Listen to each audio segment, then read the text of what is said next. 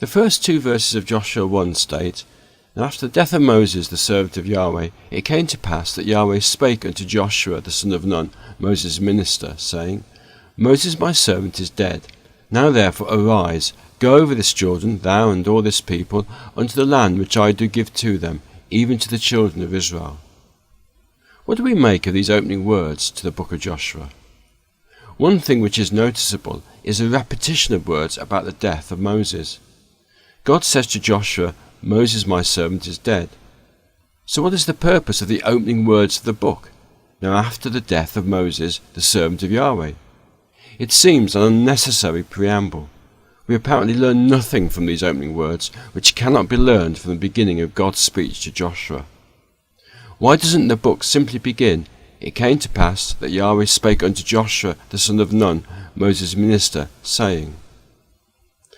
One of the reasons for the repetition is that the opening words are used to form a chiastic structure. This in turn focuses attention on a particular aspect of the text which we may otherwise overlook. A chiastic structure is where a series of words occur in a passage and are then repeated, but in the reverse order. As we can see, in verse 1 the word death comes before Moses the servant, but in verse 2 Moses my servant comes first, followed by is dead. What is the significance of this? On the screen, the structure present in the text has been made more explicit by giving letters to each section. The numbers in brackets refer to the verses. The significance of the chiastic structure is now clearly visible. It focuses attention on the words at the centre of the chiasm. It came to pass that Yahweh spake unto Joshua the son of Nun, Moses' minister, saying. Now, this challenges our preconceptions about the opening two verses. Isn't the statement about God speaking to Joshua just a precursor to what was actually said? Surely what was actually said to Joshua is more important than the statement that God spoke to Joshua. But when we think about it, what a remarkable thing it is for God to speak to a man. We might take this for granted, but there have only been a handful of people whom God has actually directly spoken to. And when we compare these opening words with words later in the chapter, we see how important this point is.